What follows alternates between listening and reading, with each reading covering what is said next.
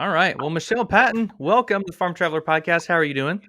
I'm doing great, Trevor. Thank you so much for having me. I'm really excited to be here. Yeah, absolutely. So I don't know if I told you, you actually have the pleasure of being the first episode of 2020, which I think is kind of cool because everybody in the new year tries to focus on their finances and stuff. And you seem like you know a whole lot about bookkeeping when it comes to agriculture and farming. So I think this is kind of a cool episode to kick off 2021. Yeah, I totally agree. No, I didn't know that I was going to be the first, so I'm super excited about that. And I think you're right. This is a great time to be thinking about your finances, what happened the previous year, what's going to happen in 2021, what you can do to make changes. So this is a great time to kind of discuss this. Yeah, exactly. So you're an ag business expert, you're a bookkeeping expert, business consultant. Kind of tell us a little bit about your background and kind of how you got started and where you are now. Yeah, sure. So I call myself a certified ranch kid. I grew up on the farm and the ranch. We had dairy cows when I was much younger, and then we went into beef, my family did. And so um, I've been on the cattle ranch since I was probably 7 and, kind of just lived that life. And I actually didn't really have any interest in going back. I mean, every kid, they're like, when I graduated high school, I was just going to leave and never come back. Well, that didn't work out for me. I ended up, I went to college, graduated with my bachelor's degree in business administration with an accounting emphasis. And after that, I did some work as a bookkeeper actually at a feed store. So I kind of continued my career path kind of stayed in agriculture, even though I didn't really think it would. And after that, I actually moved home to the town that I graduated high school with my husband, and he's from the same town as me. So we both moved back home. So that's kind of fun. And I worked for a CPA firm for about a year. And after that is when I started my own business. And it didn't take me long to realize that I really wanted to um, help to serve the people that I love the most, and that is the ag industry. I just really have loved working with these farmers and ranchers this whole time. And so my business I started in 2015. So we just hit our 5 year anniversary last fall, and it's been really great working with these kind of people. That's awesome. So 5 years, I mean, it seems like a long time, but in the business world, that's not super long. I mean, this podcast has been around for like, I think this is I think the third year, and we're slowly getting in the hang of things. So, what kind of growing pains did you have during those first 5 years when you were kind of building your consulting business? I know there were probably a lot. So, what were some like major ones? Yeah, I feel like everyone kind of deals with this when you hit that certain level where you have to decide, okay, am I going to just handle all the clients myself, continue to do all the work all by myself, or am I going to bring on a team? And so I ended up making the transition from a solo practitioner, and I took on some team members, some bookkeepers, and controllers. And, that was difficult. I feel like that was difficult for everyone, myself included. Just learning how to lead people. It's not something that came very naturally to me, I would say. So, just figuring out, um, what I can do to make them work to their best ability, to make sure that the clients are taken care of, and, to not really have to like watch over them too much and kind of just give them that independence too, to really do what they have to do to be good at their job. Yeah, that's awesome. Well, there you go. That's awesome. So, all right, when it comes to farm planning, the 1,000 foot view, I've never worked on a farm. I've been to a lot around Florida in the southeast. But I know bookkeeping and planning out the farm financially is really difficult. And so, what all do you kind of advise farmers to do when it comes to planning and making sure that your farm doesn't fail? Because in your email, you were saying that 70% of second generation family farm businesses fail, which is Mhm. crazy. So, what are some of the best practices you advise? Yeah, I think the number one thing that everyone can do, and this is any business, but it especially helps if you have a family business, is work on your transparency. So anyone who's involved in the business really needs to know what's happening in the business. If you're treating your child that's working on the business, if they're just an employee, um, that's great, but you need to be honest about them and let them know that they're not a business partner to you, or they're not, they're not being trained to manage the farm, or maybe they are and they don't know. Maybe they just want to be an employee, and you're treating them almost like you're, managing them, that they're one day they're going to own this farm. So I think just so that everyone's on the same page, and you may not all have the same goals, and that's fine, but if you're just kind of open and honest about really what you want out of this relationship, out of this family relationship, out of this working relationship, everyone's going to be a lot happier in the end. Yeah, that's a good idea. And kind of going off of that, I know most obviously family farms are their families, their aunts, uncles, brothers, sisters, kids working together. Do you have any advice on how to successfully work with family that way you're not infighting and there's not a because I mean you want your family to succeed, but you also want your business to succeed. So there's like a fine line there. So do you have any advice you give people on that? Yeah, I would say, you know, be a family when you have family time, and be a team members when you're having like business time. I think it's really important to separate those. No one wants to go to Christmas dinner, and then you're talking about like, oh, we've got to rotate these cows out there, we got to make sure that we get this done next week. I mean, I guess if you're someone who's super passionate about your job, I could see that happening, but also, no one wants to be told by their dad the work that they're gonna have to do on Monday and ruin Christmas. So I just think it's Yeah. important to kind of set that boundary that, you can have family time. You don't have to talk about the farm, and really it's probably better if you don't. That's pretty true. I like that kind of focusing on different things, and there's a time and a place for being family, and a time and a place for working as a business. So, when it comes to finances on a farm, I was flabbergasted when I was finding out how much equipment costs and stuff like that. So, I mean, a combine costs like I don't know, a used one around $300,000.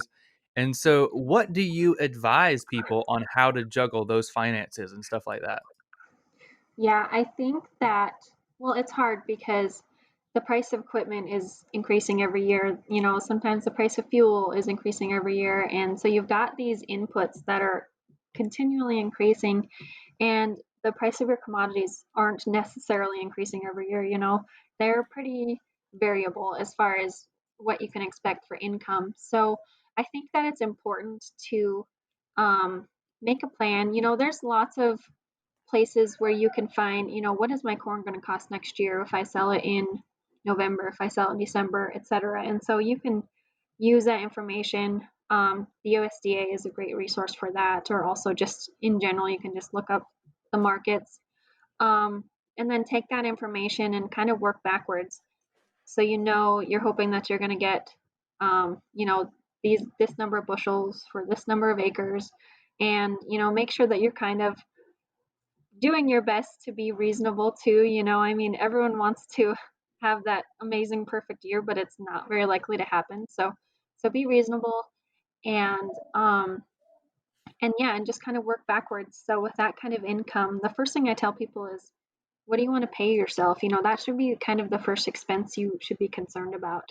Not, what brand new tractor do you want to drive off the lot or whatever, because I know that fresh new paint is so appealing and it's so pretty, but I feel like you should probably prioritize paying yourself, making sure that your family bills are paid for, and then after that, determine what's a priority for the other expenses. You're going to have overhead costs that will be the same every year, so those are the ones you're going to want to plug in first for your expenses, and then you can see what's left after that. Do you have room for a payment on a combine? Do you have room for improvements on your pastures or whatever? So that's kind of the priority that I like to give people to make sure that the most important is being factored in first, and then the rest you can kind of figure out if you have room for it. Yeah, I can imagine. So what kind of bookkeeping do you advise? I mean, do you advise them to use QuickBooks or stuff like that? What kind of do you recommend there? I actually do recommend QuickBooks. I find that it's the most user friendly.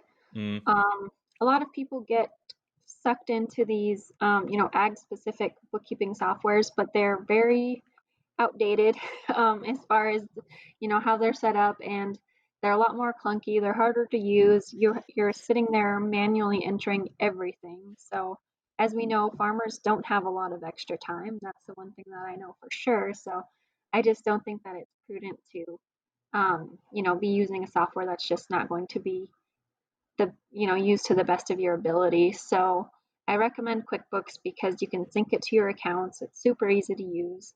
Anyone can learn to use it. And then you tweak it to make it your own and to make it feel like a farm accounting software. I've developed some chart of accounts that work really well for different operations. We've got some for cattle, some for crop farmers, hog. So we do our best to really customize that. And then you can also set up different classes or locations too if you're wanting to get a little bit more specific information on, what enterprise is making more money, etc. Gotcha. Okay. Do you know if there's anything like tailor made specifically for farmers and ranchers, or is it really just you advise QuickBooks or anything like that? There is, yeah, there are a few different options. One that comes to mind that's made in North Dakota is called Easy Farm, and Okay. it is nice.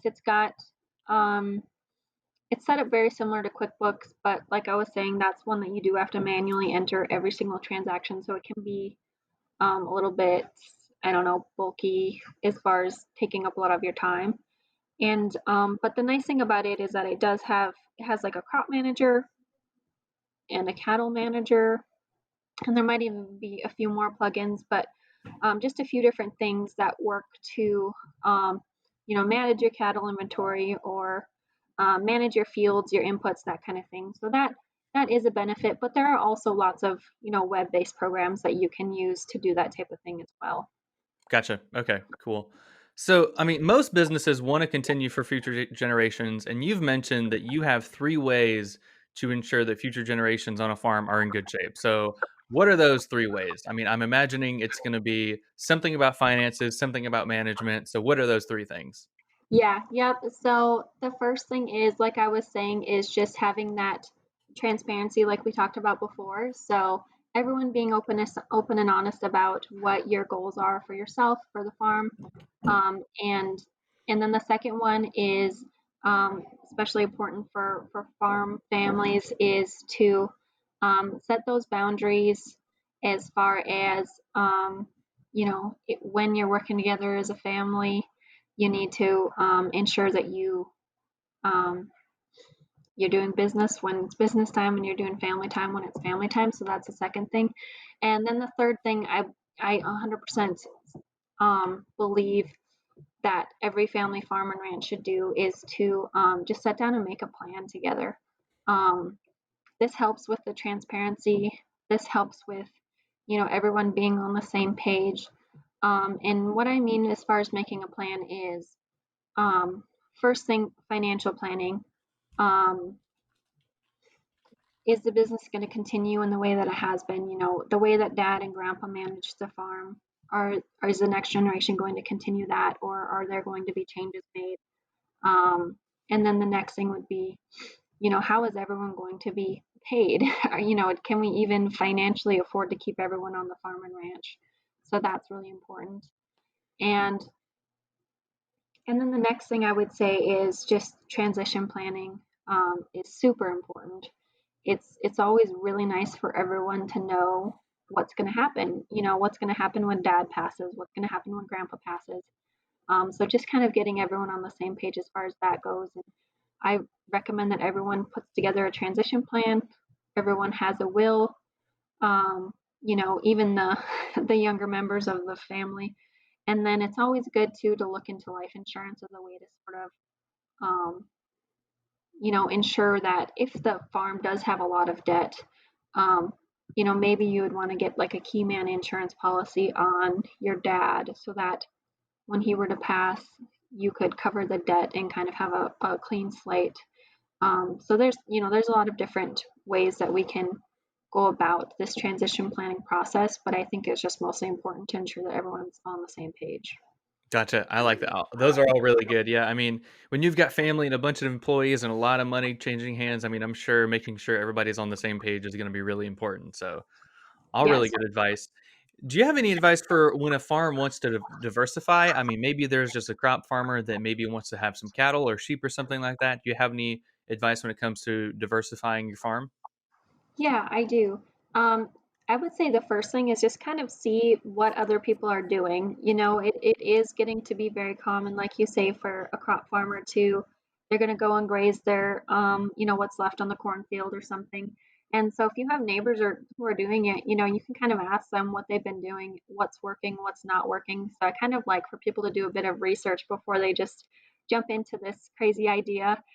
If they're anything like me, they have an idea and then they just want to do it the next day. So it's probably best to just do a little bit of research. And then after you've kind of done your like on the ground research to see if it's something that would even be feasible, it would be good to put together some financial projections like we were talking about and determine if it would even be profitable. What is your overhead going to be on these cattle? Maybe you don't even have fences on your land and you need to build a fence, or maybe you don't have a tractor that has a bale feeder on it, so you need to get your tractor ready for that. And so I think it's sometimes people forget that there's these little overhead expenses that they hadn't really anticipated, that they should take into consideration.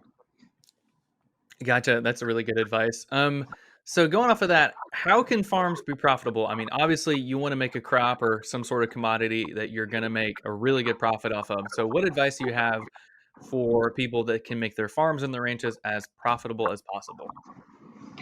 I think it really comes down to just being really aware of the little expenses that start to add up.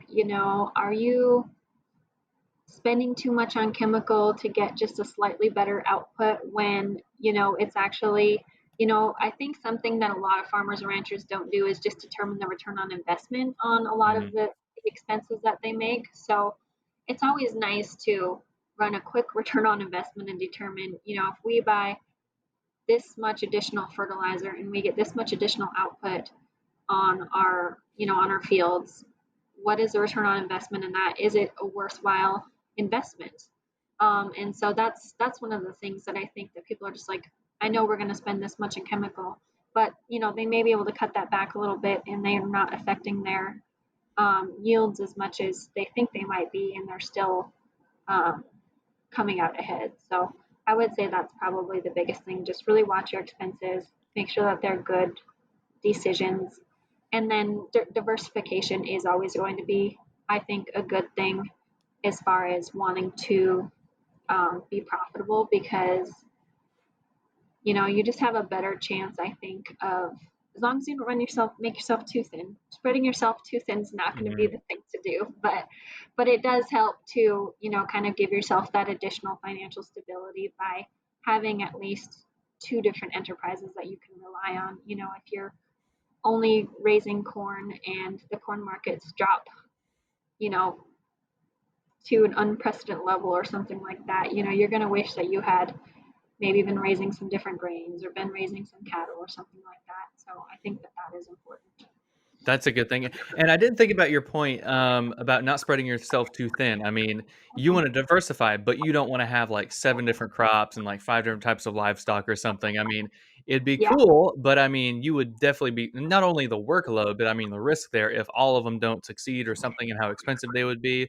So that's really good advice that I have not thought of. Yeah. So, all right, COVID is still going on. Have you seen that farms are still being profitable during COVID? I know there's been a lot of things like I was watching the news the other day. A lot of onion farmers out in Nevada and California having to dump them because there's no demand for them. So, how can farms still be profitable right now during the whole COVID thing? Yeah, it's hard because the general streams that farmers have used to put their products, in front of consumers has changed quite a bit because of COVID. So people aren't eating it out as much. And I know, like, especially, with beef consumption, people aren't buying steaks to eat at home as much as they may have been, eating out instead, something like that. So there's certain cuts of meat that people aren't necessarily buying as much because they aren't thinking to make it at home, I suppose. And then the same thing, I know that people have had to dump milk because, a lot of the milk was going to the schools, and the kids at home aren't drinking milk as much. And, so there definitely have been, it has affected just the general how food is getting put in front of people. Um, but one thing that we can do to mitigate that is we can do our best to try to continue to get that food put in front of people. And um, it is difficult because you're not a farmer. You may not have any interest in being a salesperson or doing direct sales to your customers, but there's getting to be a lot of interest from people to know where their food comes from, to try and get the freshest produce they can, try to get the freshest meat they can. And so I think that this is a time that farmers can really try to take advantage of that. And, just post on your Facebook marketplace. It starts simple. It doesn't have to be anything too elaborate or too crazy. You don't have to have a website. It's so much easier to reach people than it was even a decade ago. So I think that we'll start to see a huge shift in people buying directly from their farmers, and people just love to know where their food comes from. Yeah, that's a good point. And speaking of diversification and people wanting to buy directly from the farmer, I've seen so many farmers kind of transition from either packaging their produce directly for a restaurant or a grocery store. They're sending it straight to consumers. Like we interviewed one micro farmer in North Carolina, and instead of delivering directly to restaurants, he started making produce boxes and he was delivering them to consumers. And so once COVID slowed down, he was still doing the boxes to consumers, but he started doing it back to restaurants. So he diversified, and he's been doing pretty well. So I mean, you got to be safe and you got to diversify. So those are all really good points. Yeah, yep. That is, I've seen a lot of diversification that way with my clients where they've, just kind of decided to take the plunge and try to get their food out in front of more people because they were affected by, the way COVID has changed things. And so I just have to, really applaud them for having that, ability to pivot. And that's something that's super important in a business is to not get too, locked into your ways, to be able to make changes when we have a world pandemic. So that's been really cool to see. Yeah, all really good points. You got to pivot, or your business is going to go under. Hmm. So, what are some of the biggest misconceptions that you see of consumers having about farms and how they work as a business? Are there any? Is there anything that really kind of stands out to you? I actually the biggest one that I see is that I think that a lot of consumers don't think that farmers are educated, and you will Mm, come to see, especially like this generation of farmers, the people my age, they have, they've gone to college, they have their degree, they have degrees in everything, not just agriculture related degrees, but you've got people who are psych majors who go into farming now. It's kind of getting to be like the cool thing to do, the whole moving from the city out to the country, and you start a small farm, and so you're going to see such a huge, you know, um, a diverse group of people who are farmers, and not only that, but people who are educated and they know what they're doing, and they really are. They've had to learn to specialize in a field that most people can't even imagine how to do things. So it is interesting because I've come across some of the smartest people I know who are farmers and ranchers. yeah, totally agree. I mean, a lot of people think it's just overalls and a John Deere tractor, and that's it. But I mean, ag is one of those industries that involves, biotechnology, biology, chemistry, meteorology, everything. And so that's a really good point. And I'm hoping that like social media kind of showcases that, and more people in the industry kind of showcase that. Yeah, we're a lot smarter than you give us credit for. So Yeah, I that's a think really that good point. yeah, you can definitely see that. I love Instagram now. I mean, there's so many cool young farmers on Instagram, and I feel like they're really giving the ag industry some good like publicity. So that's fun to see too. Oh, yeah, and it's funny because 'cause you'll see comments on Instagram or Facebook, and they're like, "Wait, this is how it's done? Like, I thought it was a lot less involved, like, it looks a lot harder than I thought it was," and you're like, "Yes, exactly, that's what we've been trying to tell you." Yeah. That's awesome. So tell us a little bit more about your consultant work. I mean, what are you looking to do in the future? How are you hoping your business grows in 2021? Where are you looking to make it go? Yeah, so right now, I personally do all of the consulting. It kind of went from I did all the bookkeeping to now I've got a team of bookkeepers and controllers and Right now, I do all the consulting myself, and I'm really hoping to build the consulting team up so that, we've got kind of a diverse range of people who have experience and knowledge in different areas. I am just because I'm a business owner, I have experience in all of the marketing in that, and just but I know that it would be great to have someone who is a marketing expert. So I'm kind of hoping to diversify our consulting services a little bit by building a team, and but also really continue to provide those great financial based consulting that we are now, and ensure that we're doing that to the best of our ability as well. Well, that's awesome. So, if people want to check out your website, if they want to look into your consulting business and bookkeeping and all of your advice, which your website is great, by the way, where can they go to kind of check out the website and see what you're doing and all the services you offer?